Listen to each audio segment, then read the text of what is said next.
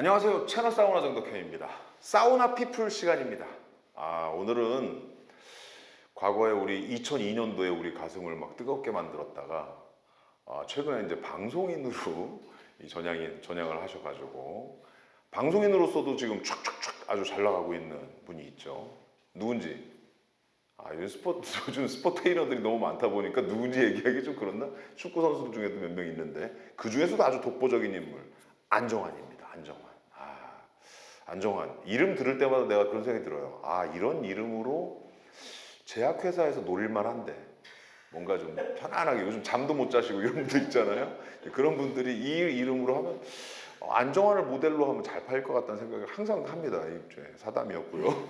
자, 이분을 최근에 갑자기 지금 사우나 피플로 지금 오늘 소재로 가져온 거는 안 싸우면 다행이야라는 프로그램 때문입니다. 이 프로그램이 거의 안정환을 위한 프로그램이라고 생각될 정도로 안정환이 어떻게 하느냐에 따라서 프로그램이 시청률이 쫙 올라갔다가 또 빠지면 또 쭉 떨어졌다가 뭐 이렇습니다. 그래서 처음에 이 프로그램이 파일럿에서 본방으로 이렇게 정규 프로그램으로 전환된 이유도 사실은 파일럿에서 안정환하고 이영표가 같이 출전을 해서 출전이라는 표현이 아주 잘 어울리는 안정환입니다. 출전을 해서 이 황도라는 섬에 들어가서 같이 둘이 생활하는 자연과 같이 생활하는 그 모습, 그 방영분이 완전 폭발했기 때문에 그게 2회 만에 거의 8% 가까이 나온 것 같은데 8% 정도 나온 것 같아요. 근데 그 정도 시청률을 파일럿에서 냈다는 것은 뭐 정규 방송 바로 직행이다 이렇게 얘기하면 되는 거죠. 그래서 실제로 정규 방송으로 돌아왔는데 그 이후부터 뭔가 난항을 겪어요. 이게 생각보다 정규 방송에서 시청률이 그렇게 많이 안 나오는 거죠. 그러다가 오히려 시청률이 뚝뚝뚝 떨어져. 안정환의 역할이 좀 빠지면서 오히려 다른 인물들이 많이 들어갔는데 그 다른 인물들이 그만큼의 힘을 발휘해주지 못했다.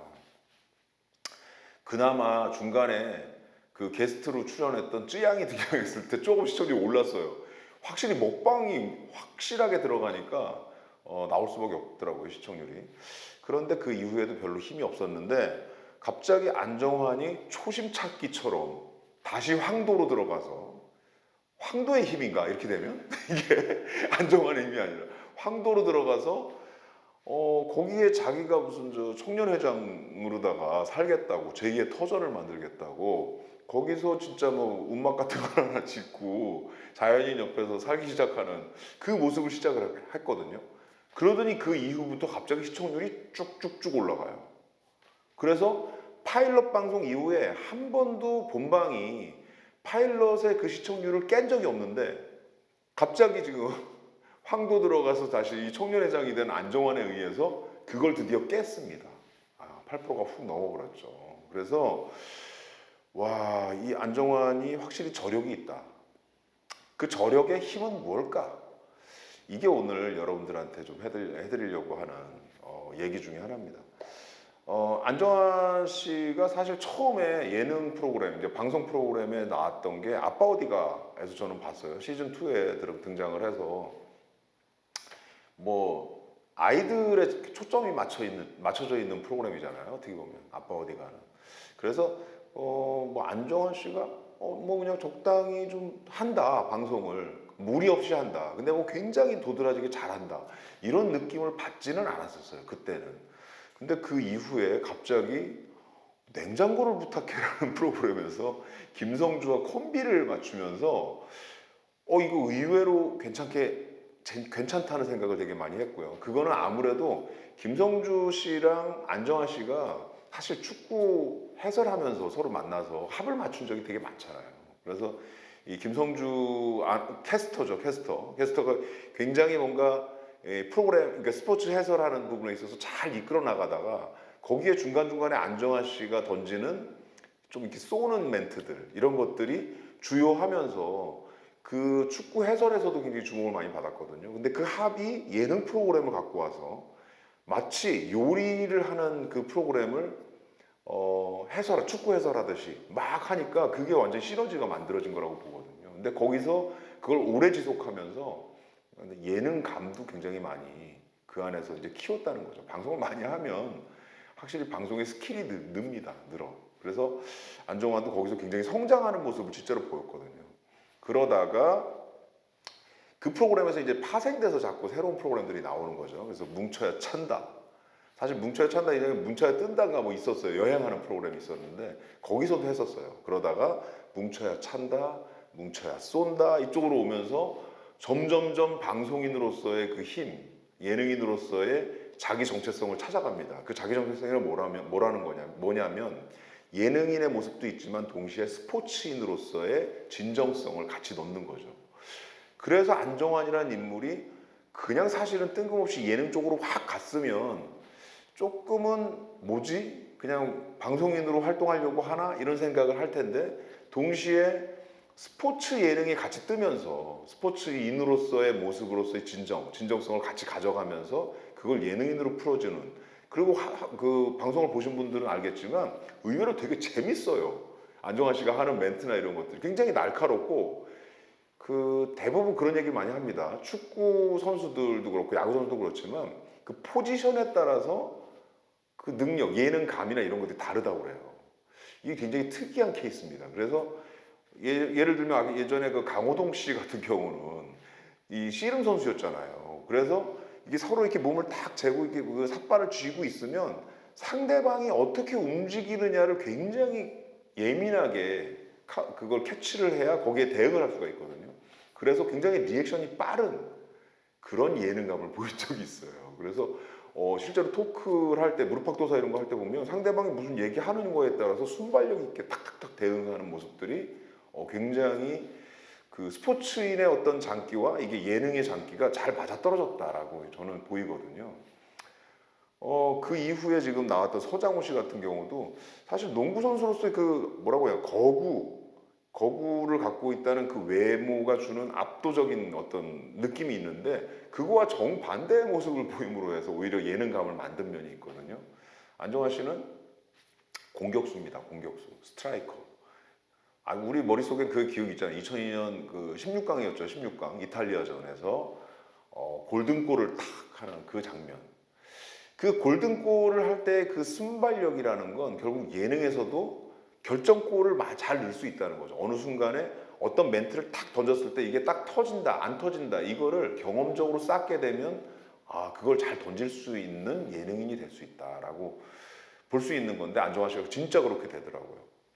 안정환 씨랑 사실은 안 싸우면 당에 같이 나왔던 그 2002년 월드컵 주역이 있죠. 이영표 씨. 이영표 씨 포지션이 조금 달라요. 물론 공격도 하지만 주로 이렇게 센터링 날려주는 그 역할이잖아요. 뭐 윙 빨리 들어가서 하는 그런 역할이기 때문에 옆에서 약간 조력자 역할을 정말 잘해요. 톡톡 공을 던져준다거나 이런 식으로 패스해주고 이게 예능에서도 똑같이 나옵니다. 그래서 뭔가 둘이서 티격태격하는 모습이 안정환 씨가 결정타를 탁 친다면 결정타 치기 전에 이영표 씨가 밑에서 뭔가 딱 깔아주는 느낌이 있어요. 근데 둘이 합이 잘 맞는 거죠. 김성주 씨와의 콤비도 그런 게 있습니다. 김성주 씨가 아주 안정적으로 뭔가 축구 해설이나 이런 걸 한다면 그 안정환 씨는 옆에서 그 안정감을 사실은 중간중간 좀 깨고 나오는 날카로움이 있어야 되거든요. 근데 그런 것들을 축축 던져줘요. 그래서 안정환 씨가 갖고 있는 약간 투덜이 아저씨 같은 그런 그 컨셉과 그 축구 선수로서의 스트라이커, 순발력이 좋은 스트라이커 이런 면들이 예능 안에 들어와서 뭔가 캐릭터를 만들어냅니다. 그래서 지금의 현재의 안정환이라는 예능인이 만들어진 거죠. 최근에 집사부일체라는 프로그램에서 안정환 씨가 나와서 쌉으로 나온 거잖아요. 뭘 강조했냐면 팀워크가 중요하다는 얘기를 되게 강조했어요. 팀워크. 그래서 축구와 예능이 거의 비슷한 지점이 바로 팀워크이다. 같이 합을 잘 맞춰야 거기서 시너지가 만들어지고 그게 서로를 살리는 길이 된다라고 얘기를 한 적이 있는데 실제로 안정환 씨가 했던 예능이 대부분 팀워크에 의해서 만들어졌다는 건 정말 물론 뭐 예능 프로그램 대부분 그렇지만 안정환 씨가 이걸 굳이 강조했다는 점에서 그걸 찾아보게 되더라고요. 안 싸우면 다행이야에서 이영표와 만들었던 어떤 팀워크가 있었죠. 그 다음에 동시에 뭉쳐야 찬다, 뭉쳐야 쏜다에서는 사실 김성주 씨를 처음에 시작을 했지만 스포츠인들하고의 팀워크를 정말 잘 만들어갔다는 거. 그 다음에 냉장고를 부탁해서도 김성주 씨와의 팀워크를 같이 만들었다는 거. 이런 부분에서 안정환 씨가 갖고 있는 강점이 나온다. 본인이 갖고 있는 개성적인 면이 분명히 있죠. 스트라이커로서의 날카로운 지점과 순발력.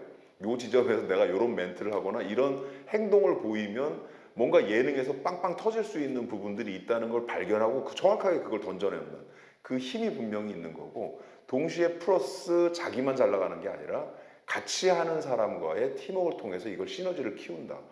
이러니까 그 본인의 어떤 존재감이 방송인으로서도 굉장히 드러나고 있다라고 얘기할 수 있을 것 같습니다. 마지막으로 최근에 집사부일체에 나와가지고